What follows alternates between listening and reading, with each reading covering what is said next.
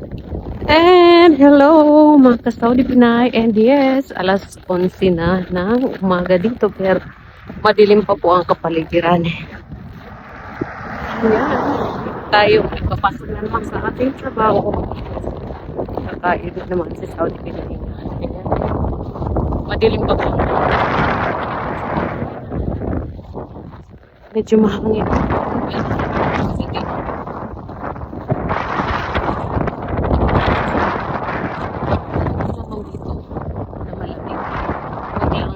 May hangin kasi kung malamig na may hangin gusto nanonood talaga sa kalamnan at sa buto yung lamig kasi dire-diretso talaga. Kung wala kang makapal na suot na winter jacket talagang maninigas ka talaga dito sa likod, dito sa taas. And yan, sobrang sakit po sa kamay ko. 1 minute na nakalabas yung aking kamay at hindi po ako nag-wear ng gloves. Isang gloves. Tinanggal ko kasi hindi ako makapag-review kung nakapag-gloves ako. So, lahat po ng aking dinadaanan ay yelo po. Lahat po ay puro yelo. And yes, sobrang napakalamig. Walang kasing lamig. At nasa negative 8 po ang ating ang ating temperature dito ngayon sa Greenland.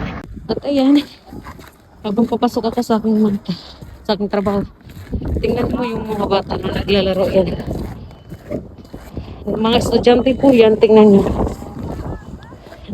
Parang naka-traffic vest sila. Lahat yan sila. Naglalaro dito at binabantayan ng kanilang teacher. So pag playtime, pinapalaro nila yung mga bata dito, mga estudyante. At yung mga teacher naman ayun, nagbabantay lang sila sa gilid. Ganito dito. Ayun, umiyak na yung isa. Dahil nga nadulas. Ayun oh. So pupuntahan siya ng isang teacher. Dahil umiyak na. Hindi natin alam kung ano nangyari. Maliit na bata. Ayun. Ganyan po sila dito.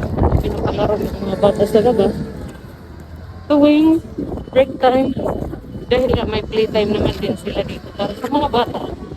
Dito po talaga yung pinaka playground nila. Ayan, ang cute yan. One more. Yes, one more.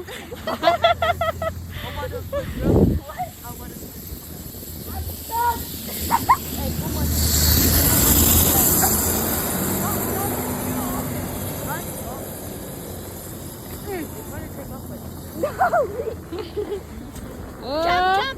Jumping on your bed! Jumping on your bed! I cannot, I'm stuck. You're stuck.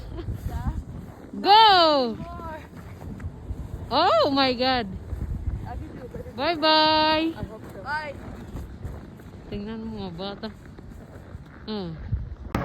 And yes, hanggang dito na lang po at ako ay mag-gloves na dahil nga sobrang naninigas na yung aking kamay. See you again. Just abangan nyo ang aking mga vlog dito and please don't forget to subscribe my YouTube channel, Saudi Pinay in Greenland. See you there. Bye-bye.